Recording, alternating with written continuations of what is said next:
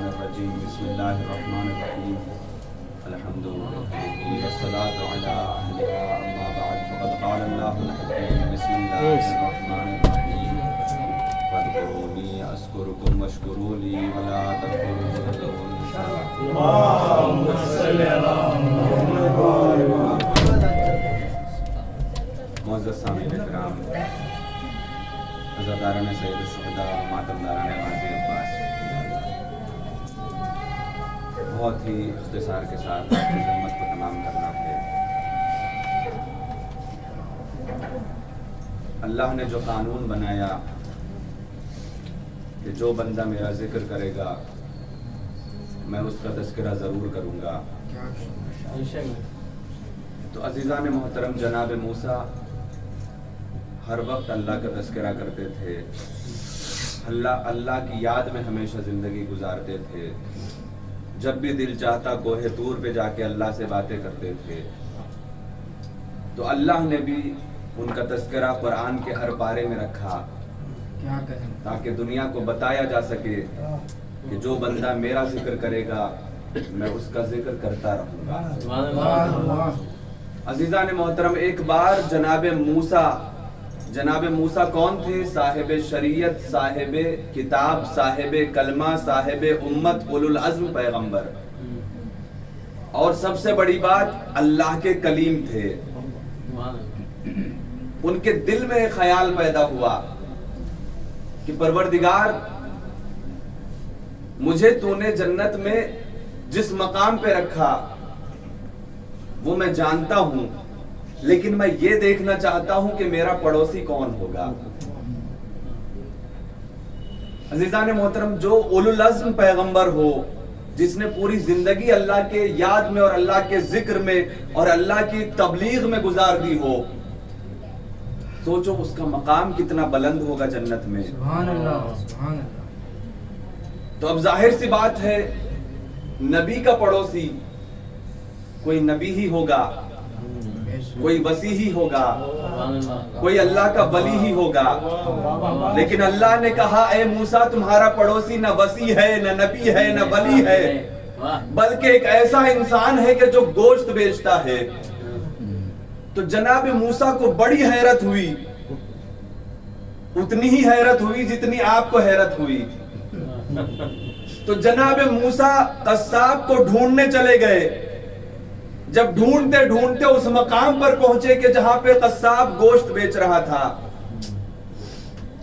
کوئی الگ بات نہیں دیکھی قصاب میں، بس اتنا دیکھا کہ وقت جب کھانے کا آیا تو دکان کو بند کر دیا، اپنے ماں کی خدمت میں پہنچ گیا، خود اپنے ہاتھوں سے کھانا پکایا، اپنے ہاتھوں سے کھانا کھلایا، اور اس کے بعد وہ ماں اتنی ضعیف تھی کہ وہ خود کھا بھی نہیں سکتی تھی، وہ نہ اٹھ سکتی تھی نہ بیٹھ سکتی تھی۔ جناب موسیٰ یہ دیکھ رہے تھے کہ وہ ماں کی کس قدر خدمت کر رہا تھا۔ ماں کو کھلانے کے بعد ماں کا جب منہ صاف کیا تو ماں نے بیٹے کو قریب بلایا، بیٹا قریب آیا، اس کے کانوں میں ماں نے کچھ کہا، جناب موسیٰ تک وہ آواز نہیں پہنچی۔ ایک مرتبہ جناب موسیٰ نے پوچھا کہ اے بیٹا، اے قصاب، تمہارے اوپر یہ احسان ہوگا اگر تم مجھے یہ بتا دو گے کہ تمہاری ماں نے تمہیں کیا کہا ہے۔ تو ایک مرتبہ جناب موسیٰ سے اس امتی نے، اس ماں کے خدمت گزار نے کہا اے موسیٰ، میری ماں جب بھی میں کھانا کھلاتا ہوں تو ایک مرتبہ دعا دیتی ہے اور یہ کہتی ہے کہ پروردگار تجھے موسیٰ کا پڑوسی بنا دے۔ تو اب جناب موسیٰ نے ایک مرتبہ اس انسان کو سینے سے لگا کے کہا جا، تیری ماں کی دعا قبول ہو گئی۔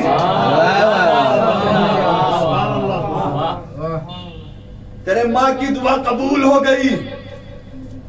جو ماں کی خدمت کرتا ہے وہ موسیٰ کا پڑوسی بن جاتا ہے، جو ماں باپ کا خدمت گزار ہوتا ہے وہ امام حسین کا پڑوسی بن جاتا ہے۔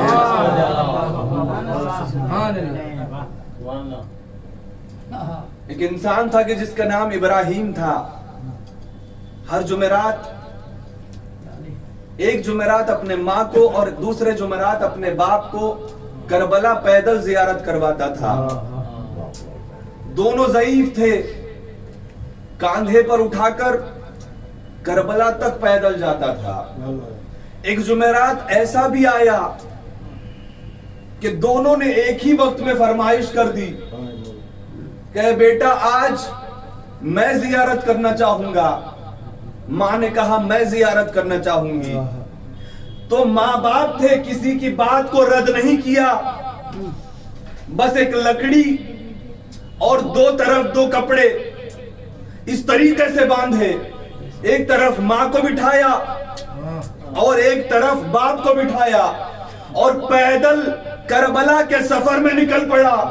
اور سفر کے تھکان کی وجہ سے, سفر کی سختی کی وجہ سے اس کے پیر پھٹ چکے تھے اور ہاتھ زخمی تھے. اس عالم میں اس نے اپنے ماں باپ کو کربلا کی زیارت کے لیے لے کے گیا, اور جب وہ امام حسین کے روضے کے قریب پہنچا اور اس کے بعد ہاتھ رکھ کے کہنے لگا السلام علیکم یا ابا عبداللہ, بس روضے سے جواب سلام آیا وعلیکم السلام یا ابراہیم. ارے کیا کہنا تھا جو اپنے ماں باپ کی خدمت اس حد تک کرتا ہے تو اسے امام کا سلام جواب بھی آتا ہے. لبیک یا حسین, لبیک یا حسین, لبیک یا حسین, لبیک یا حسین, لبیک یا حسین, لبیک یا حسین, نعرہ حیدری, نعرہ خیبری, بلندتر صلوات. اللہم صلی اللہ سب کو سلامت رکھے. سبحان اللہ. جو اپنے ماں باپ کی خدمت کرتا ہے امام حسین کے ذریعے سے براہ راست اسے جواب ملتا ہے. اور عزیزان محترم, مولا حسین اس کریم کو کہتے ہیں کہ جس نے صرف جواب سلام ہی نہیں دیا بلکہ اپنے پہلو میں جگہ بھی دی. یہ وہی انسان ہے کہ جسے ابراہیم مجاب کہتے ہیں, وہ ابراہیم کہ جسے امام کے ذریعے سے جواب ملا. مجاب کہتے ہیں اسے جسے جواب دیا جائے. امام حسین نے جس کا سلام کا جواب دیا ہو, سوچو اس کا مقام کیا ہوگا.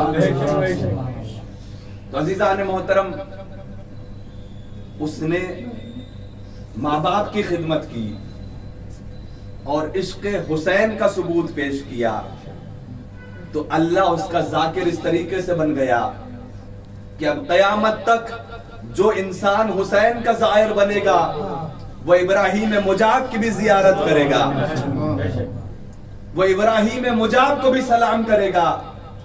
یہ ہے عزیزان محترم.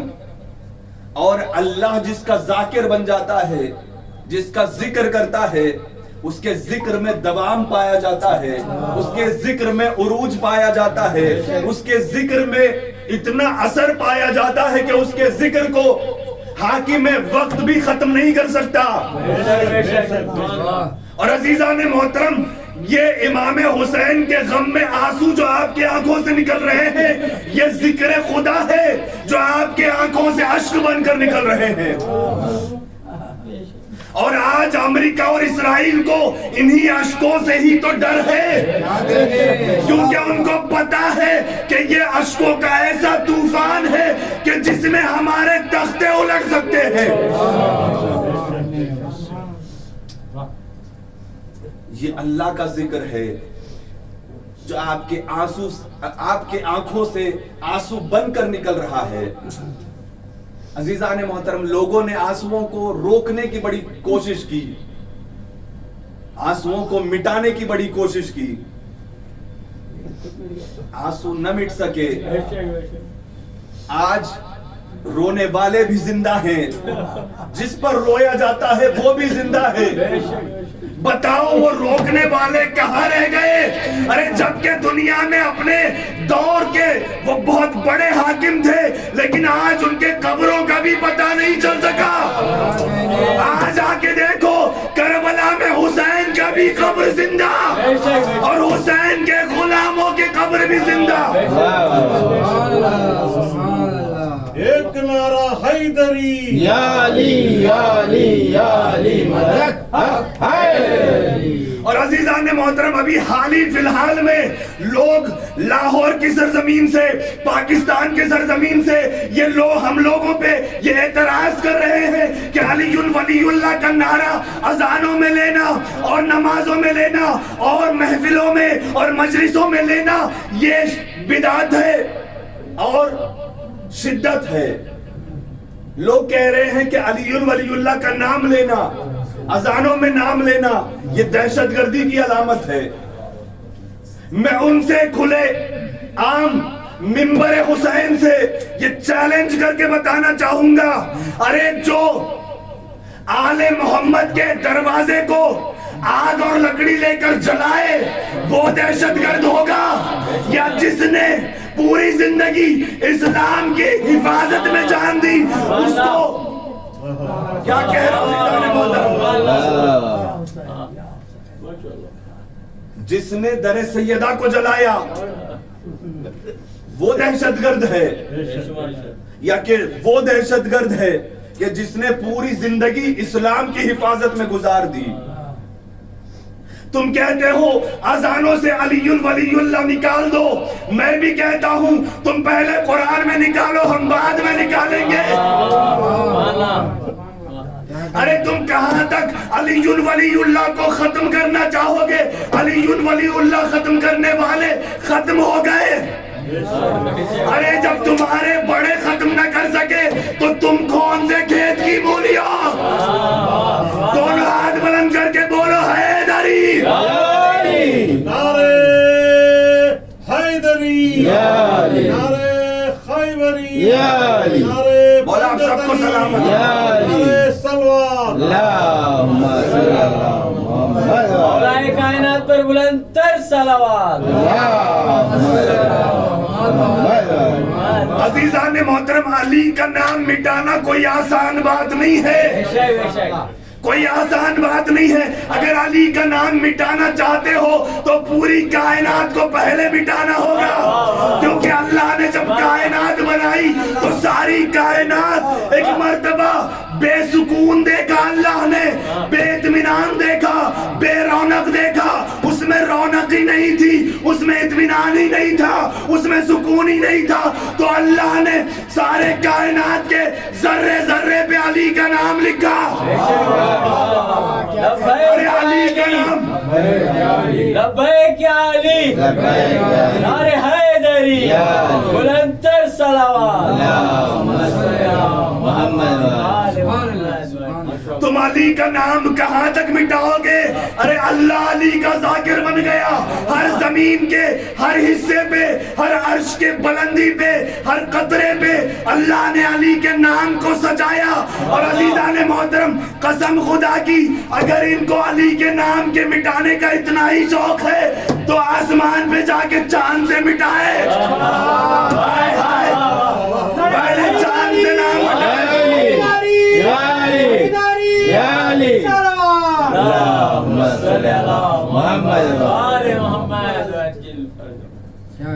اگر علی کا نام مٹانے کا اتنا ہی شوق ہے، اڑو آسمان پر، چاند پر جو علی کا نام لکھا ہوا ہے اس نام کو مٹا کر دکھاؤ۔ کسی نے بہت خوبصورت جملہ کہا، جس نے بھی کہا اللہ اسے سلامت رکھے۔ جن کے بڑوں سے توجہ چاہوں گا عزیزان محترم اس جملے پر، جن کے بڑوں سے میدان میں گھوڑے نہ روکے گئے وہ چلے علی ولی اللہ کو مٹانے۔ نعرے حیدری، یا علی، نعرے صفدری، یا علی، نعرے خیبری، یا علی، نعرے سلوات۔ اللہم صلی اللہ محمد و آل محمد و جل۔ تو عزیزان محترم، اللہ جس کا ذکر کرتا ہے اس ذکر کو کوئی میک نہیں سکتا، کوئی ہٹا نہیں سکتا، کوئی ختم نہیں کر سکتا۔ نسلیں ختم ہو جائیں گی، نسلیں برباد ہو جائیں گی۔ علی کا نام نہ ختم ہوا تھا، نہ ختم ہوا ہے، اور نہ قیامت تک ختم ہوگا۔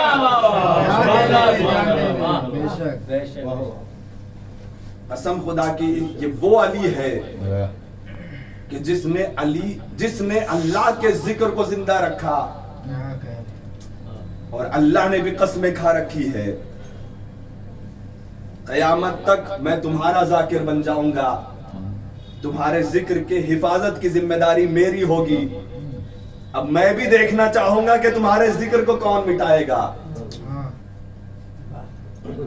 ذکر بھی باقی رہ گیا، ذاکر بھی باقی رہ گیا۔ عزیزان محترم، کیوں نہ باقی رہے؟ اتنا خلوص سے جو اللہ کو یاد کیا تھا مولا نے۔ وقت آخر جب ضربت لگی تو کیا کہا؟ فزت ورب الکعبہ، کعبے کے رب کی قسم میں کامیاب ہو گیا۔ جو مرنے سے پہلے بھی اللہ کا ذکر کرے تو اللہ اس کا ذاکر کیسے نہیں بنے گا؟ عزیزان محترم، آج کے مناسبت سے بھی کچھ فضائل بی بی زینب کے آپ تک میں پہنچانا چاہوں گا، لیکن بہت جلدی پہنچاؤں گا کیونکہ دامن وقت میں بالکل بھی گنجائش نہیں ہے۔ دیکھیے اللہ کا جو ذکر کرتا ہے، اللہ اس کا ذکر کیسے کرتا ہے، یہی میرا موضوع ہے اور اسی پہ بات کروں گا اور اسی پہ بات ختم ہو جائے گی۔ جب یزید تخت پہ بیٹھا، بی بی زینب دربار میں پہنچی تو اس نے پوچھا کیا دیکھا؟ کہا میں نے کچھ نہیں دیکھا، میں نے جو بھی دیکھا اس کا جمال دیکھا۔ کیا کہہ رہا ہوں عزیزان محترم؟ بی بی نے تاریخ کے حوالے تاریخی جملہ کر دیا۔ جب یزید نے پوچھا بتاؤ تم نے کیا دیکھا تو بی بی زینب نے کہا میں نے جمال پروردگار کو دیکھا۔ اور عزیزان محترم یہی وجہ ہے آج حاکم شام مٹ گیا، لیکن آج بھی بی بی کا تذکرہ زندہ ہے، بی بی کا روزہ زندہ ہے۔ آج بھی آپ روزے میں جا کے دیکھیے، روزے کے اندر ارے وہ تاج رکھا ہوا ہے جو تاج بادشاہوں کے سروں پہ ہوتا ہے، اور یہ بی بی علی کی بیٹی یہ اعلان کرنا چاہتی ہے کہ دیکھ یزید تو اس وقت حاکم تھا، میں قیامت تک کے لیے حاکم ہوں۔ میں نے تیرے تخت و تاج کو ٹھکرا دیا، لیکن اللہ نے مجھے ایسا تخت و تاج دیا کہ کوئی مجھ سے چھین نہیں سکے گا۔ آج بھی کوئی بھی یزید کا شام نہیں کہے گا، جو بھی کہے گا یہ شام ہے سیدہ زینب کا۔ عزیزان محترم، ایک بھائی ایسا ملا، ایک بہن ایسی ملی، بھائی نے نہر پہ ایسا قبضہ کیا کہ نہر آج بھی طواف کر رہا ہے، اور بہن نے ایسا شان پہ قبضہ کیا کہ آج ISIS والے بھی سروں کو جھکا کے واپس چلے گئے اور کہنے لگے ارے ہمیں یہاں سے کوئی روک نہیں سکتا تھا، لیکن یہ علی کی لاڈلی ہے، عباس کی بہن ہے، یہاں پر ہم آ نہیں سکیں گے کیونکہ یہاں پر علی کی بیٹی رہتی ہے، یہاں پر عباس کی بہن رہتی ہے۔ ISIS جیسی دہشت گرد قوم بھی جس کے دربار پہ جانے کی ہمت نہ کی، اس وقت کے حاکمہ کو بی بی زینب کہتے ہیں۔ قسم خدا کی عزیزان محترم۔ پھر اس کے بعد یزید نے کہا کہ ہم نے تمہیں بہت ذلیل کر دیا، تو بی بی زینب نے ایسا جواب دیا عزیزان محترم جو بالکل میرے موضوع کے مطابق بھی ہے اور وقت کی ضرورت بھی ہے۔ یہ جواب نہیں تھا بلکہ یزید کے منہ پہ تماچا تھا۔ یزید نے کہا ہم نے آپ کو بڑا ذلیل کیا، نعوذ باللہ، لیکن وہ خود ذلیل ہو گیا تھا۔ ارے لفظ ذلیل بھی چھوٹا ہے اس کی ذلالت کے آگے۔ بی بی زینب نے ایسا تماچا مارا اس کے رخسار پہ کہ وہ آج بھی اپنے آپ کو یزید کہنے سے شرمائے گا؟ شہزادی نے جواب دیا یزید تو نے جتنی مکاریاں کرنا چاہی تو نے کر لی اور جتنا چاہے وہ آگے بھی کر لے لیکن ہمارے ذکر کو کوئی روک نہیں سکے گا کیونکہ ہمارا ذاکر اللہ ہے۔ ایک صلوات پڑھے محمد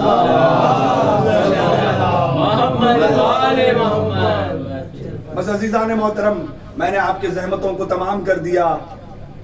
یہ بی بی زینب ہے کہ جس کے ذکر کو اللہ نے اس شان سے کیا کہ حاکم وقت بھی تخت پہ بیٹھ کے تھرا رہا تھا۔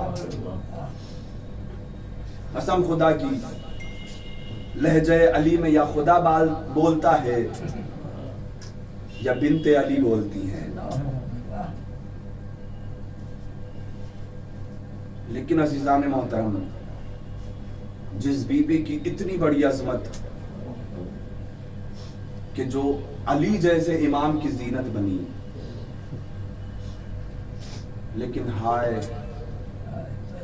کربلا کے بعد آسمان نے ایک ایسا منظر دیکھا کہ جس منظر کو سوچ کے علی کانپتے تھے۔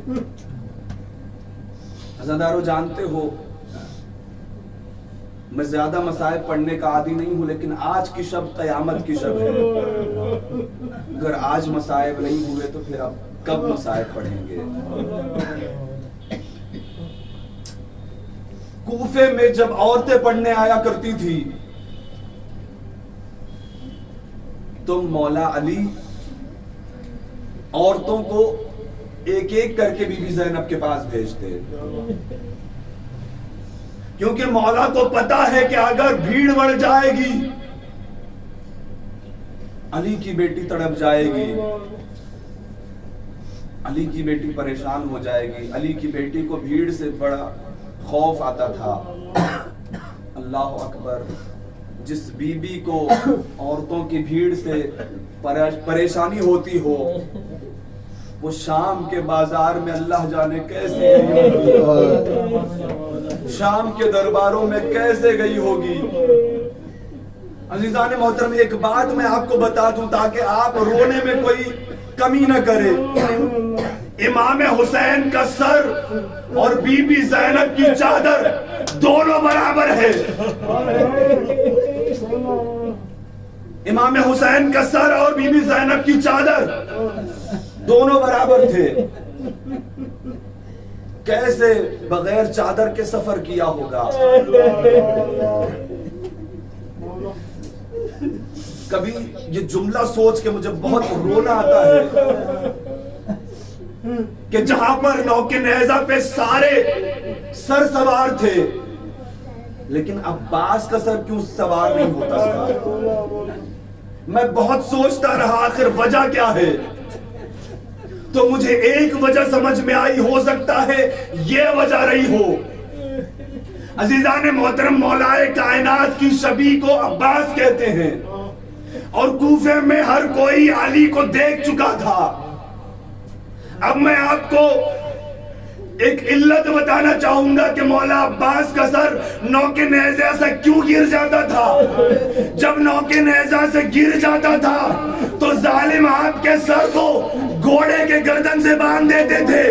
اب عزیزان محترم جس گھوڑے کے گردن میں عباس کا سر باندھا گیا وہ سارے گھوڑوں کے آگے چلا کرتا تھا تاکہ جب کوفہ یہ گھوڑا کا قافلہ جائے تو علی کے شبیہ کو دیکھ کے ارے لوگوں کو پتا چلے یہ علی کے گھرانے کے لوگ ہیں، ارے یہ وہی علی ہے کہ جنہوں نے ہمارے یتیموں کا خیال رکھا۔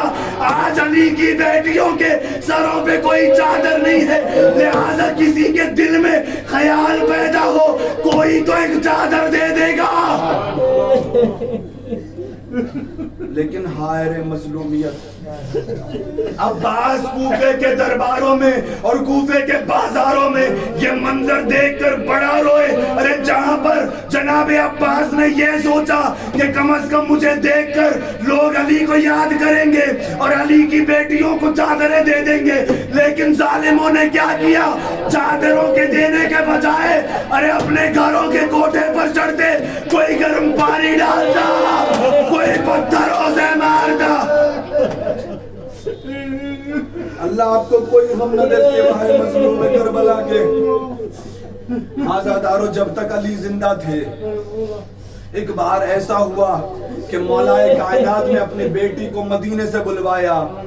मौला कूफे में थे, बीबी ज़ैनब मदीने में थी, मदीने से बुलवाया। और उसके बाद रात की तारीकी में जब ये काफिला कूफे पहुंचा, सारे बनी हाशिम के शेर तलवार लिए खड़े थे। किसकी मजाल जो ज़ैनब की तरफ या ज़ैनब के नाके की तरफ भी देख ले। मौला अली ने कहा, अब मिहार मुझे दे दो, अब्बास, हसन और हुसैन तुम चले जाओ, ऐ बनी हाशिम तुम वापस चले जाओ। अब मौला एक को तन्हा इस आलम में, पैरों में नालैन नहीं थे, सर पर अमामा नहीं था, मिहार नाका पकड़ के कूफे के हर इलाके में, हर कोने में मौलाए कायनात ये सवारी लेकर चलते। और पूरे कूफे में ऐलान हो गया था कि आज की शब कोई भी बाहर न निकले, आज अली की बेटी कूफा आ रही है।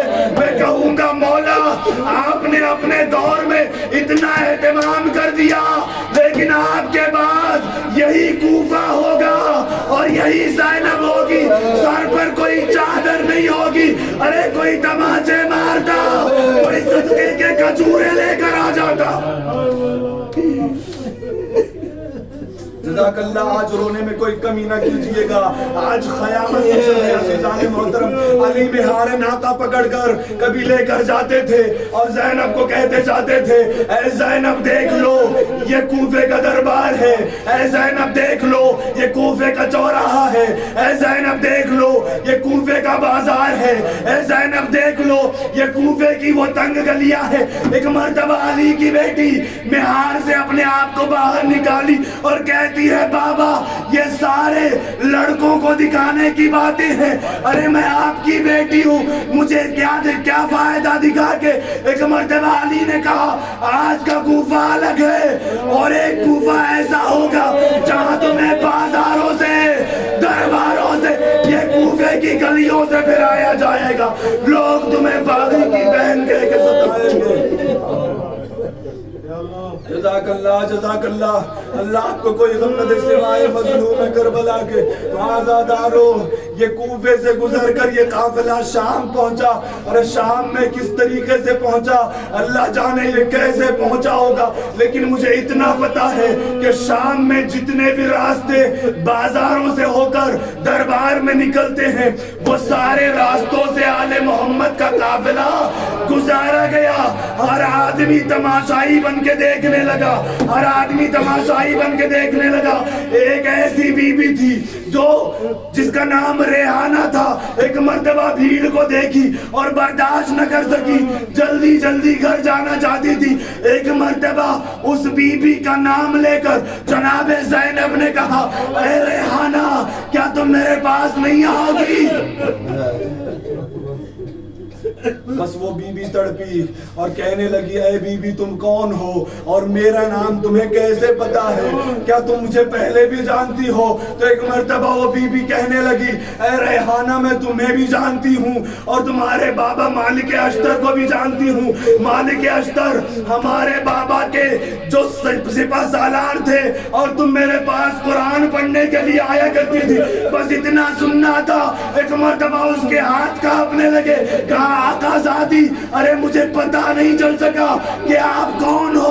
एक मर्तबा शहजादी ने बालों से पर्दा हटाया, ऐ रेहाना अरे तुम्हें हिजाब करके लोगों से शर्म आ रही है, मेरे सर पे कोई चादर भी नहीं है।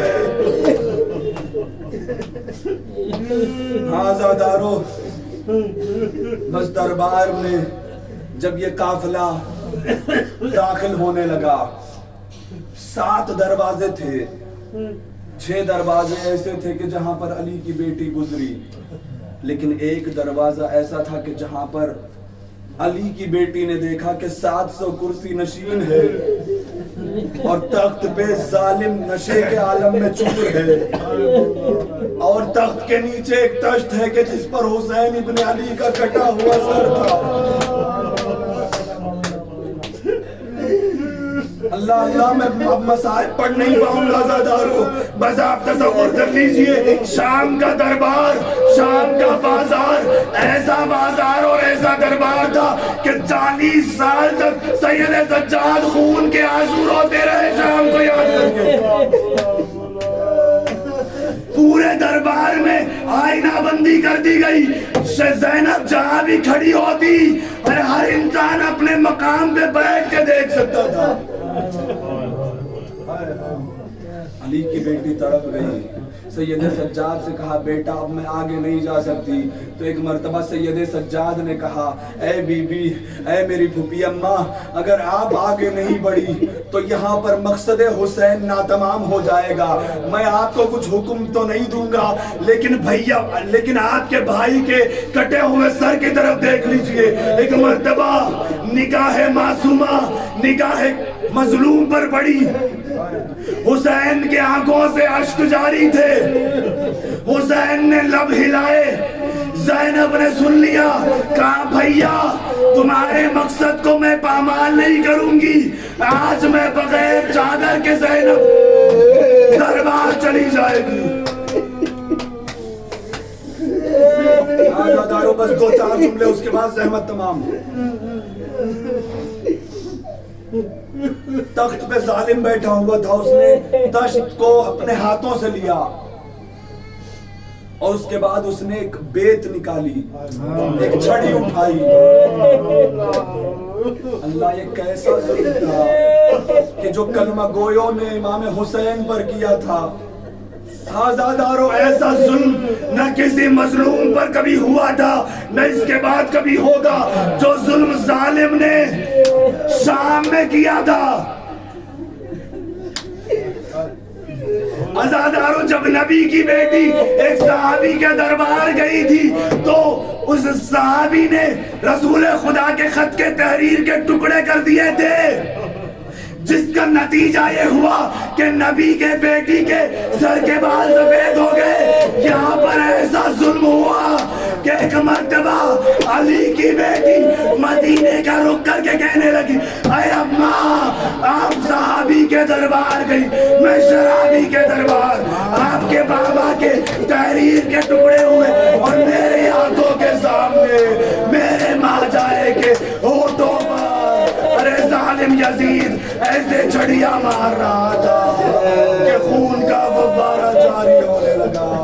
علی کی بیٹی تڑپ گئی اور کہنے لگی اے اماں، ارے آپ کے نازوں کے پلے حسین کو کربلا کے بعد بے سکون سے رہنے نہیں دیا گیا، ارے ظالم چھڑیوں سے آپ کے بیٹے کے سوکھے ہونٹوں پر وار کر۔ اے میری ماں فاطمہ، ارے میں نے حسین کو نیزے پہ سوار ہوتے ہوئے بھی دیکھا اور سوکھے ہونٹوں پر نیزوں کے بار بھی دیکھ لیے، ارے اماں مجھ سے اب اور برداشت نہیں ہوگا۔ انا للہ و انا الیہ راجعون، رضا بقضائہ و تسلیما لامرہ، وسيعلم الذين ظلموا أي منقلب ينقلبون۔ ربنا تقبل منا انك انت السميع العليم بحق محمد وآلہ الطیبین الطاہرین۔ پروردگار تجھے واسطہ چہر معصومین علیہ السلام کا اس ذکر کو جتنے لوگوں نے سماعت کیا ہے، جتنے لوگوں نے ذکر کیا ہے، پروردگار ان سب کے گودیوں کو آباد و شاد فرما، تمام ماتمداروں کے بازوؤں میں قوت حیدری عنایت فرما، پروردگار پرچم اسلام کو سر بلند فرما، پرچم کفر و نفاق کو سر نگوں فرما، امریکہ اور اسرائیل کو نیست و نابود فرما، دشمنان عزا اور دشمنان عزاداری کا خاتمہ فرما، پروردگار مقامات مقدسہ کی حفاظت فرما، پروردگار ہمارے روزوں کی حفاظت فرما، جو روزوں کی حفاظت کر رہے ہیں بالخصوص آیت اللہ سیستانی صاحب اور آیت اللہ خامنائی صاحب اور سید مقاومت جناب حسن نصر اللہ صاحب کی حفاظت فرما، پروردگار جن کی وجہ سے زائرین اطمینان کے ساتھ زیارتیں کر رہے ہیں، پروردگار ان کی گودیوں کو آباد اور شاد فرما، परवरदिगार जितने लोगों ने सैयदा ज़ैनब अलैहिस्सलाम और सैयदा सकीना अलैहिस्सलाम के रोज़ों की हिफाजत करते करते इस दुनिया से चले गए, उनको जवार मासूमीन में जगह इनायत फरमा। परवरदिगार जन्नतुल बकी को आबाद फरमा, जल्द अज जल्द रोज़ों की तामीर होना नसीब फरमा, हम सबको बार बार हज ज़ियारत से मुशर्रफ फरमा, बानियान मजलिस के दिली मकासिद को पूरा फरमा, उनके तमाम तर नेक हाजात को पूरा फरमा। परवरदिगार उनके कर्ज़ों को अदा फरमा, उनके घर में जितने भी बुजुर्ग हैं उन सब के सायों को दादेर सलामत फरमा, उनके कर्ज़ों को अदा फरमा, उनके रोज़े रिस्क में इजाफा फरमा। परवरदिगार इस फर्श अज़ा पर जितने भी मोमिनीन और मोमिनात तशरीफ़ फरमा है उनको नज़र बद से दूर फरमा, ज़मीनी और समावी नागहानी बलाओं से महफूज फरमा। परवरदिगार कोरोना वायरस का खात्मा फरमा, जितने भी अलील हैं उन सबको शिफाए कामिला इनायत फरमा।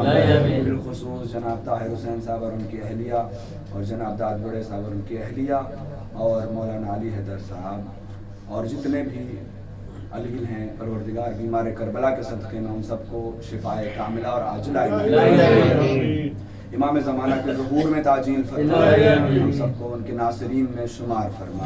मातम हुसैन।